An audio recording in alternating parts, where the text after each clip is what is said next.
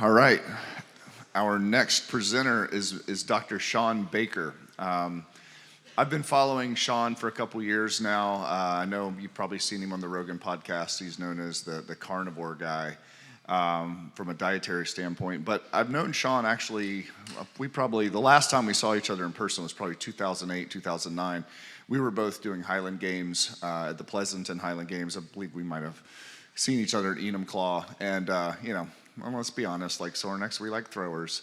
So we all have this weird little throwing thing we nerd out because throwers never get any kind of love anywhere else in the world. So we all talk about training and throwing and all that fun stuff. So there was a cool kinship there. And this year I gave him a shout and said, hey, would you be open to coming and sharing here? And I'm super interested in this. I have not tried the full carnivore thing myself. I kind of had a modified for a few weeks. I did see results. But I just really, again, like a lot of this stuff, I'm just really interested in it. So I get to share my friends with you guys. So when friends and friends all get together, we have a great time. So really interested to hear what you have to say. Dr. Shawn Baker.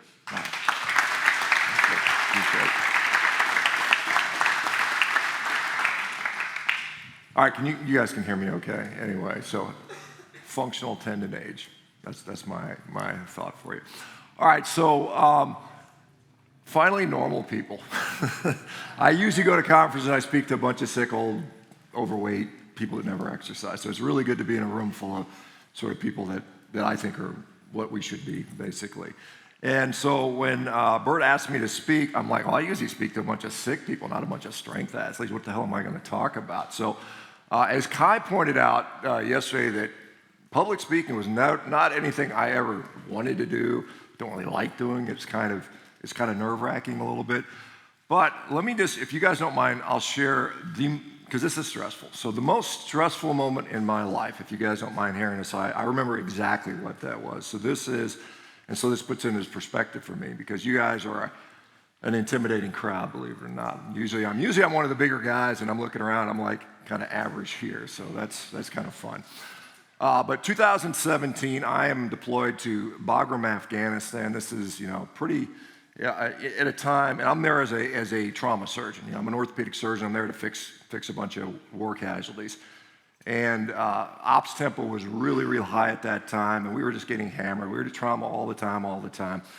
And at the time, George W. Bush was president. Dick Cheney was the vice president.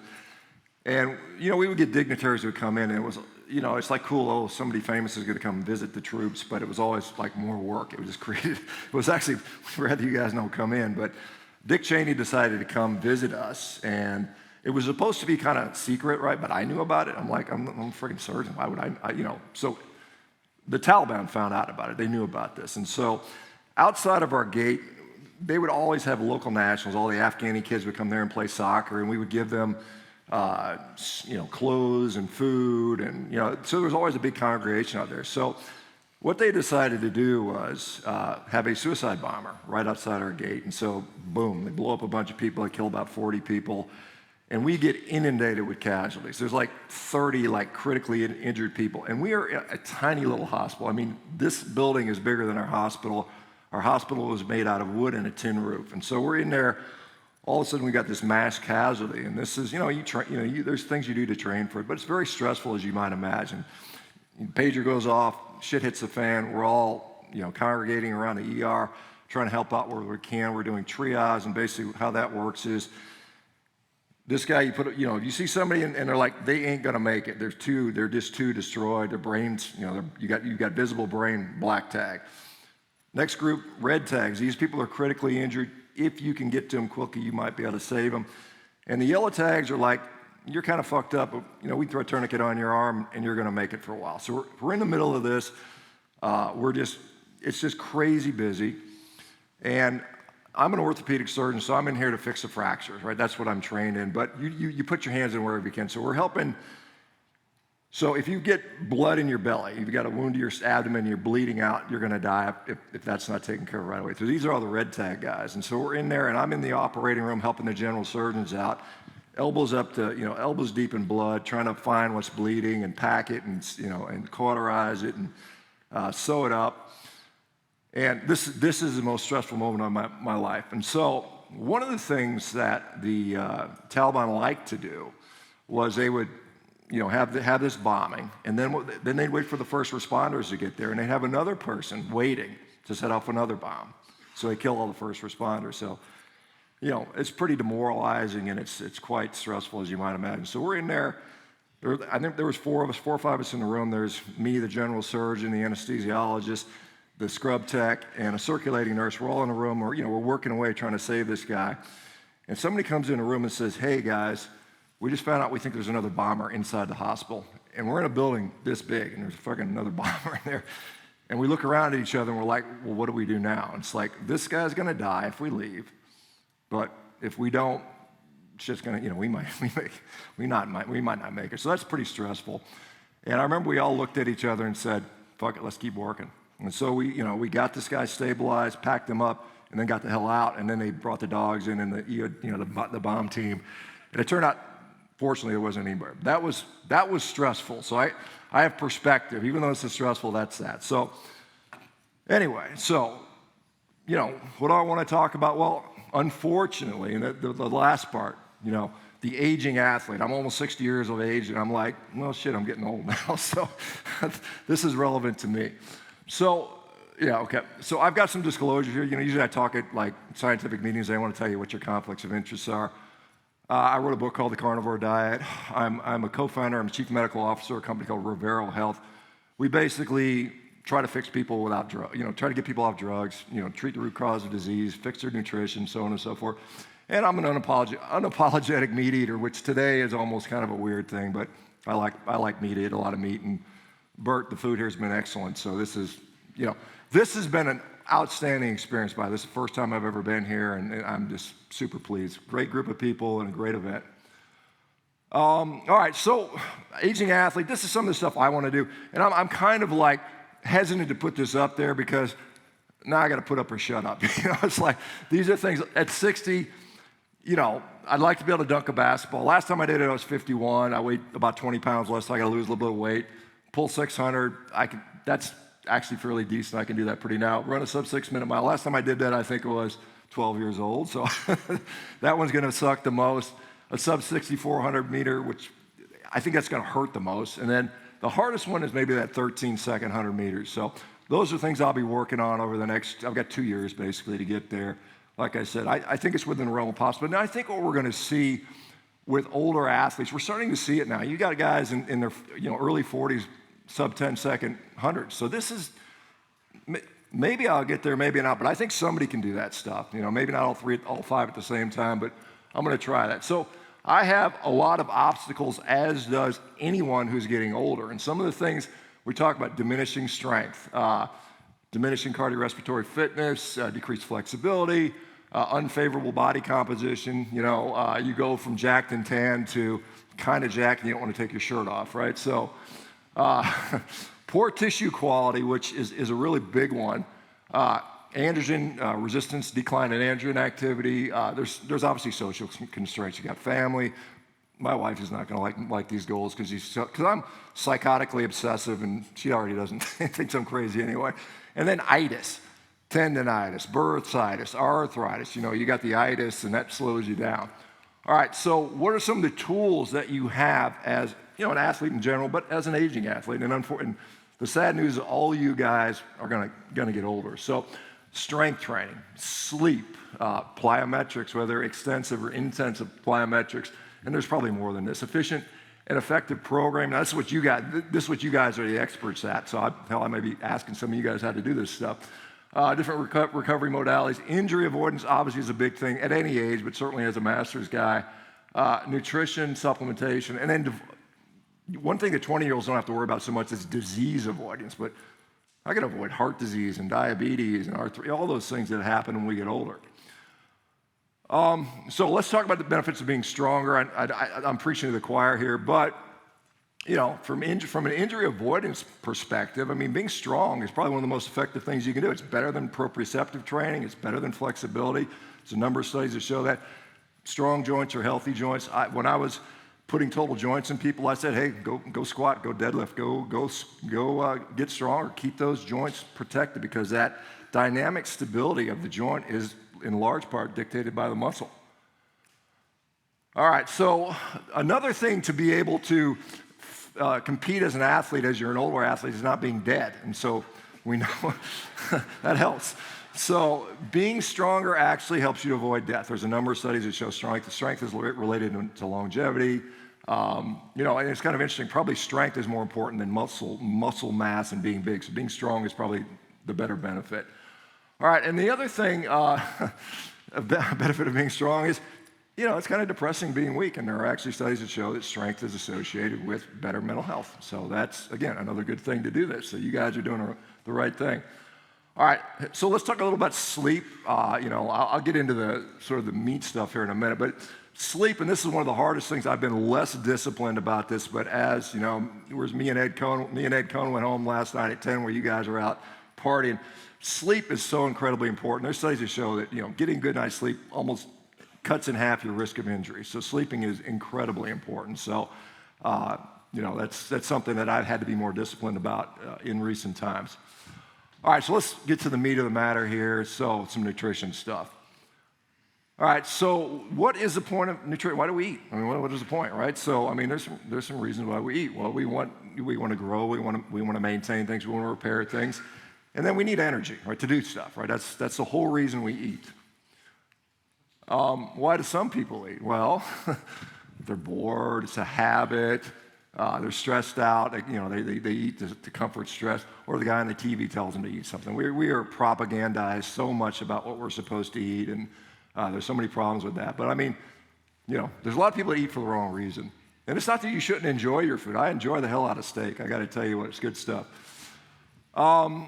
What are we getting when we eat? Well, we have to get vitamins, we have to get minerals, we have to get essential amino acids, we have to get essential fatty acids, we have to get energy, and arguably we have to get water, right? These are things that are non-negotiables. You don't get those eventually, you're going to die. All right, athletes, of course, protein, most of us understand that protein is important. There's lots of ways to get protein, highly bioavailable, nutritionally complete protein, things like meat, eggs, dairy, fish are great. Obviously, there's lots of protein supplements. Whey protein has got a tremendous track record on being very, very good. And I almost hate to say this, but because the vegans don't like me very much. But there are plant isolates now that they've added leucine, and they have shown pretty much equivalent efficacy when it comes to muscle protein synthesis. So you can make a plant-based protein isolate if you stick enough leucine in there, and you get a pretty good response. Soy legumes, if you are crazy enough to be vegan, those would be good sources of that. And then there's, 1.2 to 2.6 is kind of the literature suggests that. There may be exceptions. Maybe if you're a crazy bodybuilder, you might go a little higher, and we don't know what's going on in a very low carb situation. So, and I'm probably at the higher end of that. I probably eat about, 4 pounds of red meat a day, something like that. All right, so athletes clearly need sufficient energy. And so where are you going to get it from? You can get it from carbohydrates, you can get it from fat. Most people will get it from both. And, you're going to function best on what you're chronically adapted to. You think about it, I'm out here espousing, I don't eat carbohydrates, so on and so forth.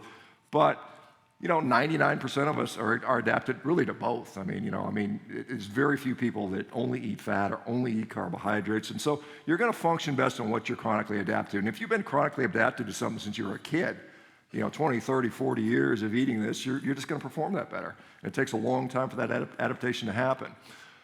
These are non-essential things. We don't have to eat them, but they are conditionally beneficial.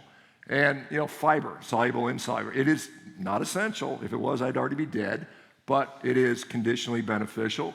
Phytonutrients, which, we hear a lot of things about, polyphenols, tannins, and whatnot. And then I call these mitonutrients, and so things like carnitine, carnosine, creatine, anserine, taurine, choline. And if you guys look at some of the supplements that are out there, we know that creatine has a tremendous record. Where do you get creatine from? You get it from meat. So some of these things are already in meat.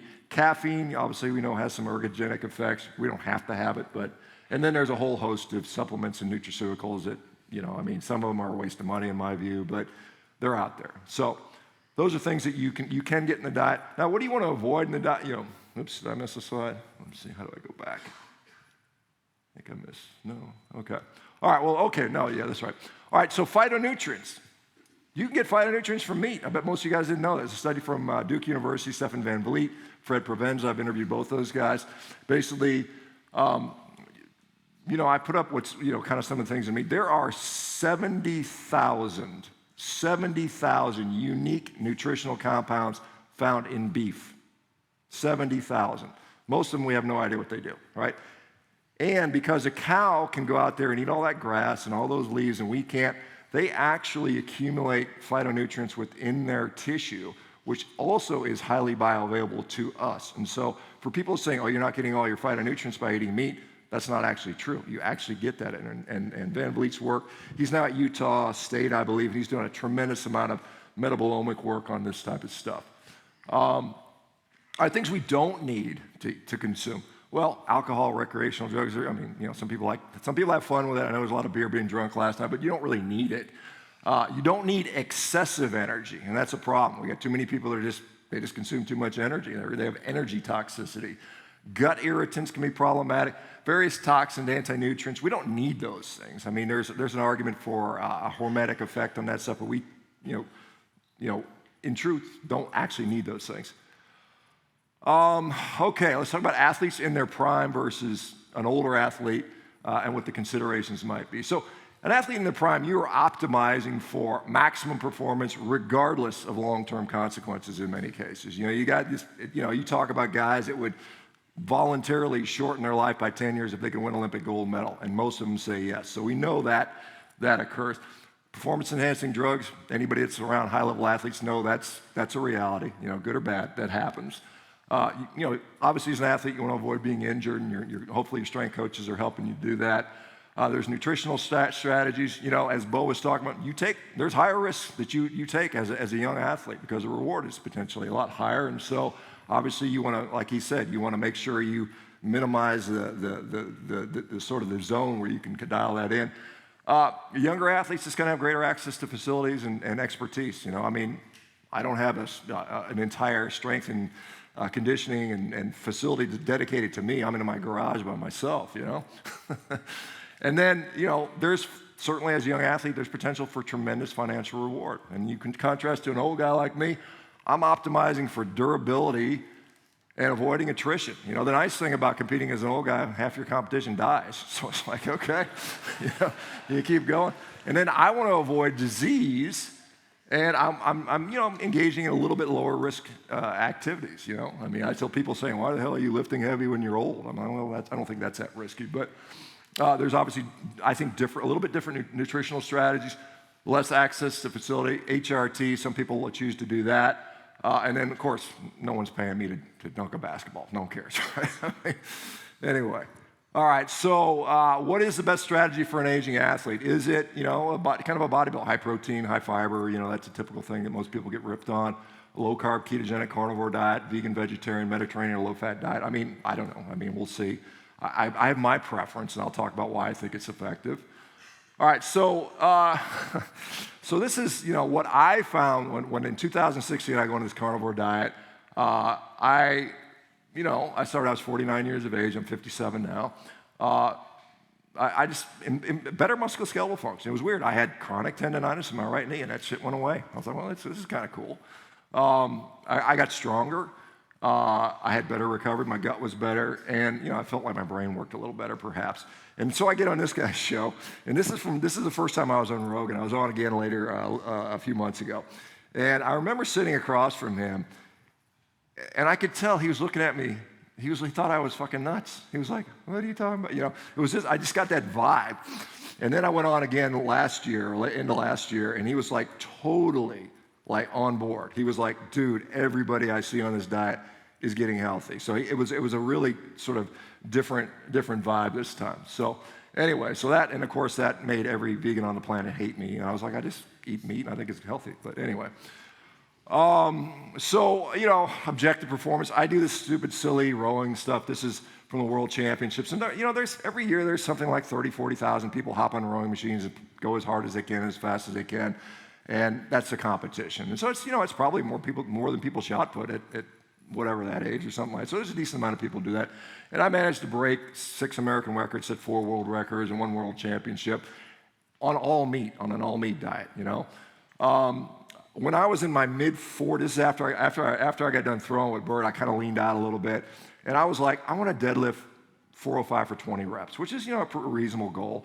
And I was always stuck at like 15 or 16. I remember it was 45, and I was like, I guess I'm getting old. That's as good as I got. I go carnivore, and then within I remember 3 or 4 months, I hit 18, and the next week I hit 20. I was like, crap. And then eventually I got to 22, and I was doing bouncing, and then I went to dead stops, like Ed said, a real deadlift. And literally at 57, I'm stronger than I was at 45. And I wasn't weak at 45, but I got stronger. And I have not used PEDs, and I don't use HRT. I don't need it. I don't feel like I need it, so I don't take the stuff. All right, weird coincidence. This is the 2023 rankings for the world for the old guys class. And the arrows are by the other athletes. All of those athletes with arrows by their name are also on a carnivore diet. It's like weird. Well, old guys rowing 100 meters are very fast. Is it just coincidental? Maybe people were exposed to it due to me. This guy, David Perry and Colin Cook, they're both 60 now. They both are world record holders. I've got several. I just did a world record a couple of months ago, and that time for me is now 13:7, so I have to put that up there. So I'm a little faster, this year.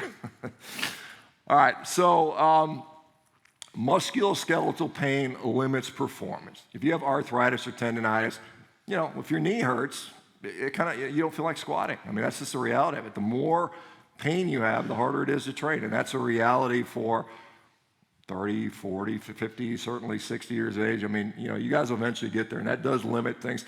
And it's gonna, I'll talk about some of this stuff about why this occurs, but wild animals get arthritis, right? I mean, it happens. It's gonna happen. You live long enough, eventually you're gonna get arthritis.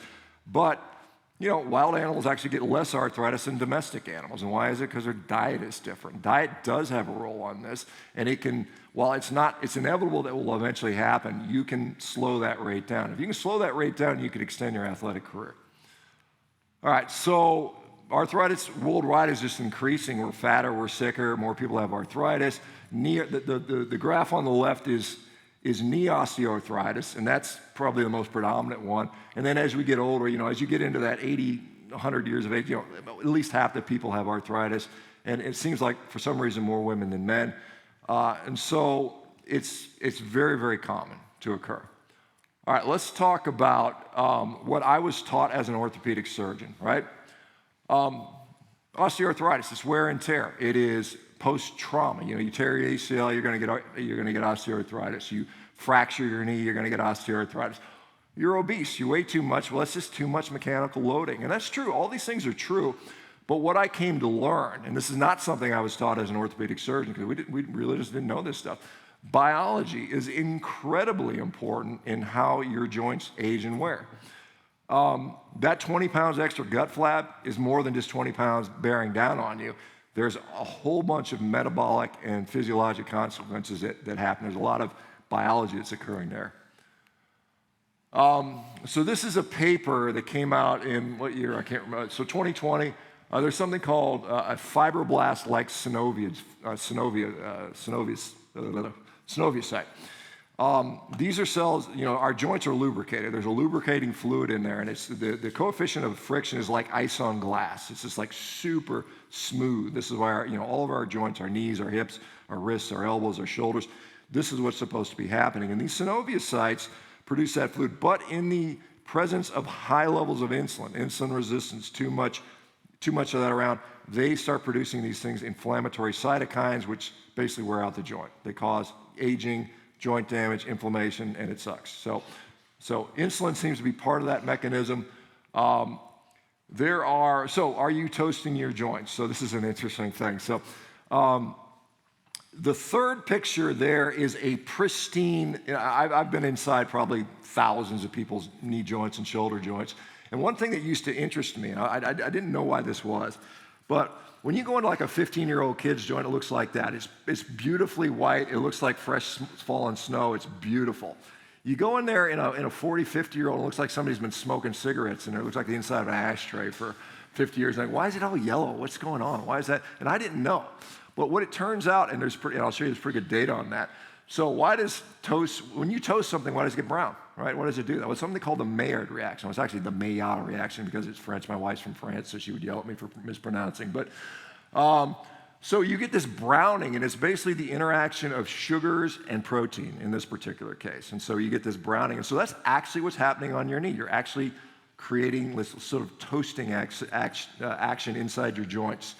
And so that's what an older knee looks like. That's probably a 40-year-old. And then when you burn the toast, then you got that. Then you got me in there with a saw and a hammer putting a new knee in you, right? And so this is what, kind of end-stage osteoarthritis looks like. All the cartilage is gone. You got exposed, we call it eburnated bone, where it's all been, bored. It's hardened. And so that's what we want to avoid, obviously, if we can. Now, if we live to 200 or whatever, we're going to get it. But most people, you start seeing that. And it's kind of funny because you think about, people are saying, well, it was all that activity I did. Our joints are designed to do a lot and handle a lot of stress, and that's what we're designed to. What we're not designed to do is bathe it in metabolic poison for years over years.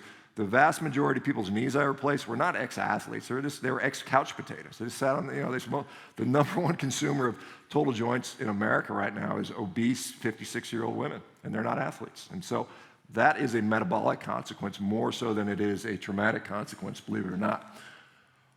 So here's something called, it's kind of appropriately named AGEs. So AGE stands for Advanced Glycation End Product, and that is the number one distinguisher between an old knee and a new knee. This is a physiological or biological difference. So people when you like put it under the microscope and say, what's the difference between a young piece of meniscus, in this case, versus an old piece of meniscus, and it is something called an AGE, or an Advanced Glycation End Products. So I know this is probably language most of you guys have never heard before, so I'm going to try to make it as hopefully clear as possible. All right, so what causes AGEs? Well, why does it occur? Well, the number one reason is hyperglycemia, that so-called Maillard reaction, too much sugar. Your joints are exposed to too much sugar. That could be you're diabetic, you're pre-diabetic, maybe you've got huge glucose excursions. There's something called the polyol pathway, which has to do with fructose metabolism. Glucose can be converted into fructose. Fructose is actually 20 times more potent at glycating, or making that reaction occur than glucose. Fortunately, we have very little fructose in our bodies. It's like 1%. And there's another thing called lipid peroxidation, and that occurs when primarily polyunsaturated membrane, our cell membranes are made of all these fats, and polyunsaturated fats make up a significant portion of that. And when they are oxidized, and it usually occurs in the presence of a very omega-6 rich environment in the mitochondria, particularly in the immune system. So that's what's kind of driving the major drivers of this age thing. So how do you avoid that? You just stop eating garbage, basically. That's one. It's going to happen to some degree anyway. Just living, like literally breathing, is creating oxidation. But again, if you have a crappy diet, it's not going to help you guys. All right, so here's a little study. I think was it University of Alabama? Yeah, it was 2020, I believe. Also, I think so. Low fat, low carb diets. Knee arthritis, which one was better? They found low carb diet was much more effective than a low fat diet at lowering osteoarthritis symptoms in the knee. So that's kind of cool to see. I cannot tell you how many anecdote, and you have to listen to some of this. I put people on these carnivore diets, and what do they say? Hey, a 40-year-old plumber from the UK, joint pain in my knees for years. Now it's completely gone from going carnivore. I have arthritis, knees, shoulders, carnivore 2 years, pain gone, increased carbs to 30, and my shoulder came back. Totally changed my chronic knee pain. I've been suffering for years. I've got thousands of these, literally. This stuff, and maybe some of you guys here have experienced the same, but it seems to be helpful for a lot of people. And we're getting studies. I'm actually behind the scenes helping to put studies together on some of this stuff. Disease impairs performance. If you've got if you've got Crohn's disease, if you've got some autoimmune disease, if you're depressed, if you've got whatever, diabetes, you're not going to perform very well as an athlete. And again, we've got literally thousands of people that have put disease in remission doing this stuff. So this is the cool stuff for me. I'm a physician. I like strength training. I'm really a meathead at heart. This is my stuff, but as a physician, I care about disease, and so that's what I focus on, and it's really exciting to me. It's cool if you can stay good as an athlete, but if you can literally put your debilitating lifelong illness into remission and have a normal life again, that's super, super cool, and I really enjoy that stuff. Okay, fuel choice.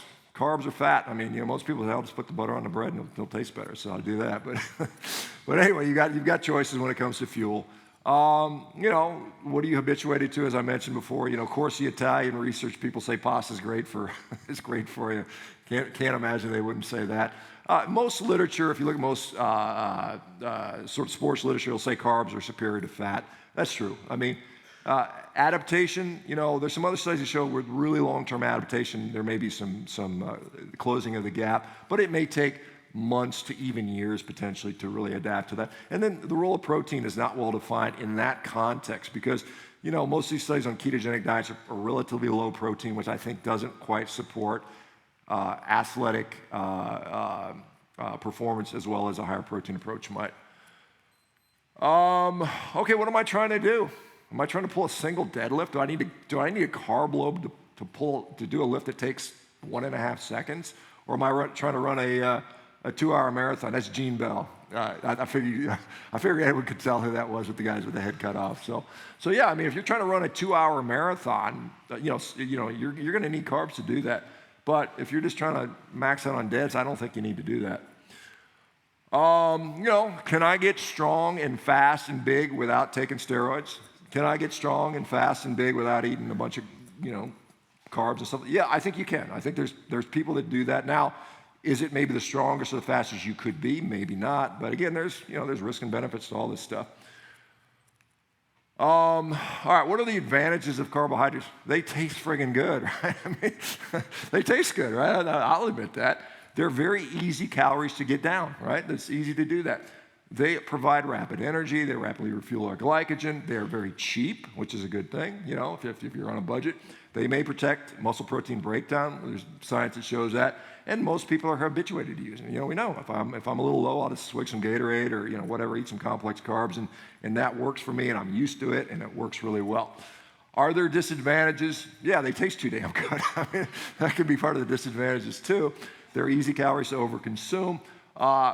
For some people, glycemic instability is an issue. It happens, particularly as we get older. I mean, I think you tolerate them less as you get old. Gut irritation. Now, 20% of our population right now is diagnosed with IBS, irritable bowel syndrome. I call that disease you're eating the wrong damn food. I mean, that's what we should just rename it. You're eating the wrong damn food. Your gut should not hurt when you eat. If your gut is hurting when you're eating, either one of two things has occurred. You're eating the wrong food or your gut's messed up. So one of the two things. And then, there's some evidence of increased oxidation is going on with carbs versus fat. So there are some maybe potential downsides. And so what is a crossover? At what age can you get away with just, eating whatever versus, hey, I need to think about, how do I feel? Because, in my perspective, if I feel good and my knee doesn't hurt, I can train. And the more I can train, the better my performance is going to be over the long term. And so it's like, how many days can you put together where you don't hurt? And it becomes, for you guys that aren't 40 and 50 yet, it's relevant. Trust me. So if you can train more, you're gonna perform better.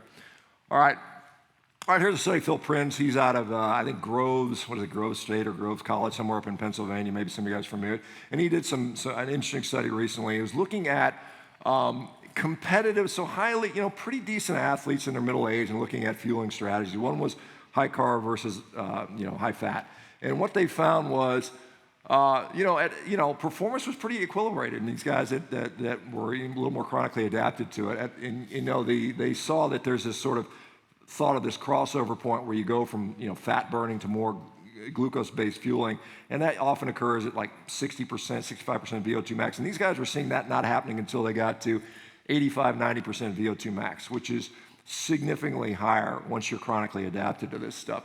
But the other interesting thing out of this study was that they found that the low-fat guys, 30% of them had pre-diabetic fasting blood glucoses, which is kind of interesting. Now, is that pathologic or not? I don't know if we know that for sure, but it's interesting that, but when you think about that thought about glycation and that toast going on in the joint, if you're chronically being exposed to higher blood glucoses, maybe your joints are wearing out. I don't know. It's interesting to think about.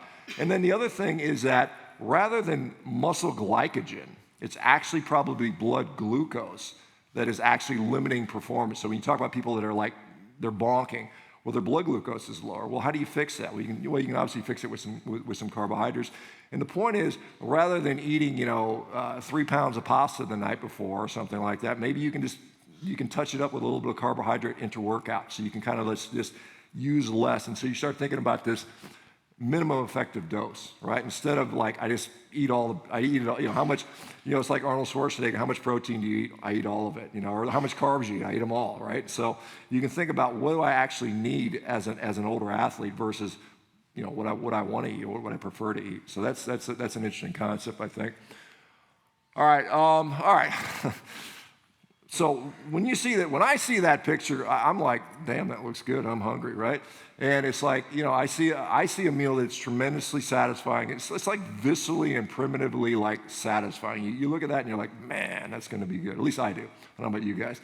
What have I been trained to think when I see that picture? Well, I've been trained to think, oh my God, look at all that saturated fat. Look at all that cholesterol. Oh, heart disease, colon cancer, diabetes, gluttony, even sinfulness. This is what we've been trained to think about this stuff. Where does that go? Where does that come from? Well, this gal, her name is Lena Cooper. She's kind of a very stern, like a woman that looks like she'd kick your ass or something like that. But she founded the American Dietetics Association way back in 1917 when we were first like modernizing our thoughts on nutrition. She was a member of the Seventh-day Adventist Church. If you guys know the story of John Harvey Kellogg, and he was kind of a wacky, crazy guy and believed that red meat was sinful and caused you to be lustful and it would make you masturbate. And he was literally like, doing all this crazy stuff to prevent that. And so they thought red meat was bad. Red meat is bad. It's the root of all sin. But interesting, she was kind of right because there's studies out there that show that men sort of prefer red meat as a sort of a sexual dominance sort of thing, and there's an interesting study on erectile dysfunction that shows that carnitine, which is only found pretty much in meat, was actually more effective than testosterone for erectile dysfunction. So she was kind of right. Red meat kind of does work for that sexual type stuff. All right, so back in 2015, you guys may have heard of this, the World Health Organization declared that red meat is a class 2 carcinogen, a probable carcinogen. And so this guy over on the left, left on my side or your side here, is Bill Gates. He's not an MD, he's not a PhD, but he has a lot of money, and he's the world's largest individual donor to the World Health Organization. The only people that out-donate money to him is the government of the United States. So he has a lot of sway in the WHO, and he's also heavily invested in, fake meat, plant-based meats and that stuff. So there's this little financial conflict of interest. And the other guy, which none of you guys know his name is Professor David Clearfield. And so back in 2015 in Lyon, France, he sat on the panel that said red meat is a carcinogen. Now, that was not a unanimous decision. He was probably about just under half the people said, no, that's BS, it's not there. He said that was, and I think he's at University of Indiana. He said that basically this was the most frustrating experience of his entire academic career. He said basically when they put that statement together, they threw out something like 800 papers that did not show red meat was a carcinogen. They had like 30% of the members on that committee were either vegetarian, ethical vegans, or Seventh-day Adventists. And so it was like, this is a conflict of interest. They said, no, we're not going to talk about that. So this was not a unanimous decision. It was based on incredibly weak evidence. There was like 2 rat studies that they used to do this and a bunch of 12 really low quality studies, but this is what they came out with. Harvard in 2023 said red meat, there's like 62% increase in cancer. How did they define red meat? Well, lasagna was defined as red meat. Like, well, wait a minute, that's the same as a steak. And they didn't consider how much sugar the persons were eating, and they even didn't consider how fat they were. Because I listened to the actual primary researcher talking about why they left obesity in there. And they said, well, we know that eating meat makes you fat, so we just left it in there. I'm like, wait a minute. So this is the science that we have that determines this stuff. And really, I apologize to any nutrition researchers in there if there are any, but nutrition research is really kind of two areas of nutrition research. There's 2 categories. It's bad science and very bad science, in my view.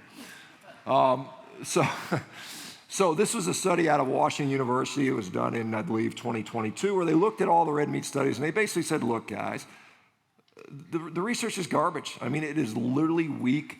It is shoddy research. I mean, you're using these such weak associations. Correlation isn't causation. It's really weak stuff. It's just weak sauce. We can't hang our hats on any of this stuff.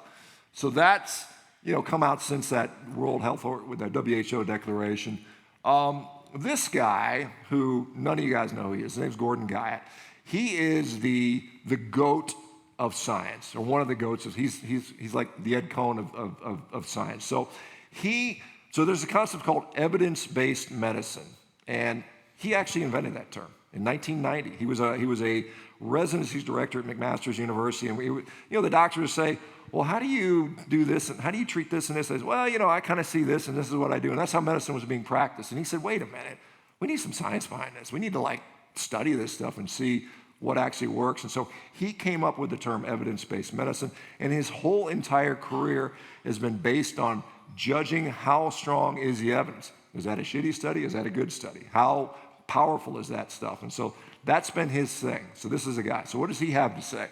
So, here's another thing. It's an H-index. So an H-index is what a scientist uses how good are they? There's a little thing here about, if you have 20 years of research and an H-index of 20 is good, 40 is outstanding, and 60 is truly acceptable, and Nobel Prize winners usually have an H-index of about 30. His is 299. So this is ridiculous, right? So this is a guy from science that knows his stuff. What does he think about red meat? Well, in 2019, a study from Nutritional came out. He's a senior author on that paper. They always put the senior author at the end of that. So he was a guy that came out with that. And oh, by the way, Gordon, I interviewed him. Gordon does not eat red meat, which is kind of funny. This is a guy that doesn't eat red meat, who is the world's leading authority on how strong is evidence. And he basically says, we suggest adults continue their current unprocessed red meat consumption. Similarly, the panel suggested adults continue their current red meat consumption. He just says, basically, we got no evidence to show you to do one way or the other. So, and that's the reality of it. It's all basically kind of propaganda in my view. All right, so what about predicting the future? I always hear this stuff, the blue zones, you're going to live longer. There are no good studies out there that would actually show what diet is best. I'm not here saying carnivore is going to make you live to 100. I'm not here, I don't think and we don't know. And this is a thing that people putting that out there are trying to sell you something, in my view. There are a lot of low quality studies on this. All of them, you think about the study that would be required. You take a bunch of twins and you lock them up in a metabolic ward for their entire life and said, you guys eat this and exercise the same as these guys. And that study is impossible to do. It's incredibly expensive. It's unethical. We'll never know. So basically, you're never going to know. But there are some things we can think about. This is, it's kind of funny. If you, went to the airport and they said, here's your plane, guys, right? And you're like, wait a minute. You go in there and the pilot's drunk, and it's just not good enough. But unfortunately, with nutrition science, they're like, well, this is the best we got, so we're gonna make opinions on that. So you're really you're in that plane when it comes to nutrition, making decisions about how long you're gonna live. The farther you get out there, trying to predict the future 50 years from now is so incredibly hard. We don't have good data on that. Okay, here's another guy. This is another goat of science. His name is John Ioannidis. He's at Stanford University, and some of you guys might it's kind of interesting. During the COVID sort of thing that happened the last couple of years, he was one of the guys early came on and said, I think the infection fatality rate is a lot lower than we think it is. They were saying it's if you get COVID, you got a 2% chance of dying. He was saying, no, I think it's more 0.4 or something like that. Turns out he was absolutely right. But and he is literally, I think he's arguably the most cited scientist in the world. When other scientists are doing, quoting other papers, it's him. He's literally the most cited scientist in the world. And what he has to say about nutrition research, he says basically, vast majority of the studies are not experimental, they're not randomized. Simply observing by what people eat is even worse, or what they think they ate. What did you guys eat for the last year? How many blueberries did you eat in the last year? I don't know. I know how many I ate. I ate none. But most people, most people cannot recall with the level of preciseness. So it's basically a guess. So he said, we've literally wasted like billions of dollars doing meaningless, pointless, stupid research. And the researchers just keep doing it because they get grants. They get funded. Okay, I'll just go examine the NHANES data and pull up some associations. It's awful research, right? All right, so this is another topic because I promote eating a bunch of steak, right? It's like, well, what about your cholesterol? Your cholesterol, oh my God, it's going to kill you, right? So this is a little bit of interesting research that's coming out now. Many people that choose to go on a lower carbohydrate diet will see that their cholesterol will go up, and they'll say, well, of course you eat more saturated fat, it's going to drive it up, but that's really not what's going on. Saturated fat has a small impact on that, but the biggest impact is actually body composition. So this is a study by Adrian Sotomoda. He's a PhD from Oxford. He's now at Mexico City. I spoke with him, about a month ago, talking about this. So this came out in January 2024. And basically what they did is they looked at 41 randomized controlled trials of people on low carbohydrate diets and saw what was driving their higher cholesterol. And the most important factor was body composition. The leaner they were, the higher their cholesterol was. And you're like, well, that doesn't make sense. Usually when you get leaner, you're healthier, right? I mean, that's pretty consistent. So that is what's driving this. And so it's kind of an interesting sort of quandary. It's like, why would people getting leaner now be getting less healthy? Does that make sense? It kind of doesn't. But anyway, so this is the reason for that, and the rationale. There's been several studies published on this now. Is something called a lipid energy model. So what does that say? It says that as I reduce carbohydrates, my liver glycogen gets lower, right? We know that happens. As I reduce carbohydrates and I get leaner, well, now my cells, out in the periphery, my cells are not full of energy, and they need energy. So how am I going to get energy to my cells? They're hungry. There's not a lot of glycogen in our liver, so they traffic more fat. It's just simply a matter of just energy distribution. And that's clearly what happens. You can literally, there's a guy that did a funny experiment. He was in this situation. He had like LDL cholesterol of like ridiculous, 500, like ridiculous. And what he did, he said, you know what? I think if I add carbs back in, I can drive that back down. So he ate 100 grams of Oreo cookies for 3 weeks, and he dropped his cholesterol by like 200 points because it's a lipid energy model. Glycogen's full. Liver says, okay, we got glucose we can shoot out there. The cells are happy, and the system works. Now the question is that a problem, right? And this is what we don't know.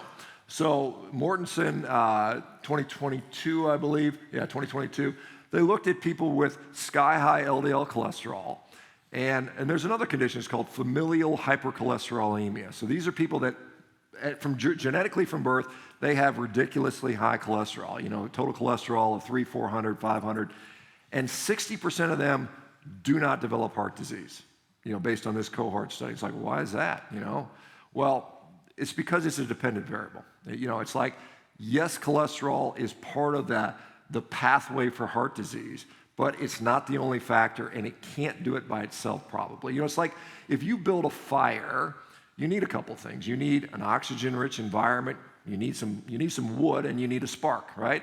And so it's the same sort of analogy. So cholesterol might be the wood, the oxygen-rich environment might be sort of metabolic disease, and the spark is probably vascular injury, hypertension causing injury to the vessels. So if you don't have all those things, is this really the problem? Well, the real answer is we don't really know yet, but Matt Budoff at UCLA is doing a study right now. They actually published a preliminary data, and what they found was that they took 100 people that had ridiculously high cholesterol, 500, 600, and they scanned them with something called CT angiography, so really high, precise level look at any disease. And these are older people. These are all people in their 50s and 60s. And what they found was, in that particular group, and they'd all been on a low-carb, sort of ketogenic style diet, all had ridiculously high cholesterol for half a decade, and they found that there was zero difference between them and another group with the exact same characteristics. So it was like, it doesn't seem to be a factor if you are otherwise metabolically healthy. So that's the kicker there. So I think that's an interesting concept. Can we make predictions? I mean, like I said, nutrition is not very good about telling you if you're going to live to 100 or not, but can you make predictions? Yeah, I mean, you can. If you have diabetes, you're going to live shorter. If you have heart disease, you're going to live shorter. So there are things that they're easier to if somebody asks me, how many pieces of bread did you have in 2017? You're going to be, I don't know. But if they said, did you have diabetes in 2017? You're probably going to be able to say, yes, I did, or I didn't. I mean, that's pretty cut and dried. So you can kind of get better data to make these predictions. So the more, and once again, it's very difficult to maintain a diet for a long period of time. It's really difficult to assess someone's dietary habits over a period of 25 years because all of us have changed what we've eaten over the years. I mean, particularly as we get older, we're like, well, let me try this diet, let me try that diet, or I really like this food for a while. So it's really hard to be consistent and know. But like I said, if you have a disease, it's more likely. And let's talk about what predicts future back pain. What is the number one predictor for future back pain? What's past back pain? A history of back pain, right? If you've already had back pain, you got what it takes to have back pain, and that's the number one predictor. So what I'm saying, in essence, is that if you can fix whatever health issue you have and being healthy today is a good recipe for being healthy tomorrow. And so that's what my focus has been on, staying healthy. So summary, being strong is good. I don't think I need to sell that here. Nutrition does affect performance and overall health. Your diet at 20 may not serve the same purpose for you at 40. There may be a minimum effective dose, particularly with carbohydrates, for some people that choose to do that, and it may be beneficial over the long term. Meat is an optimal food that has been unfairly vilified. I think I left some time for questions, and so remember we used to hunt mammoths. So anyway, I don't know time. So I'm out of time. Shoot, sorry. So I was hoping to get questions, but anyway, thank you. Thanks, guys. Appreciate it. Thank you.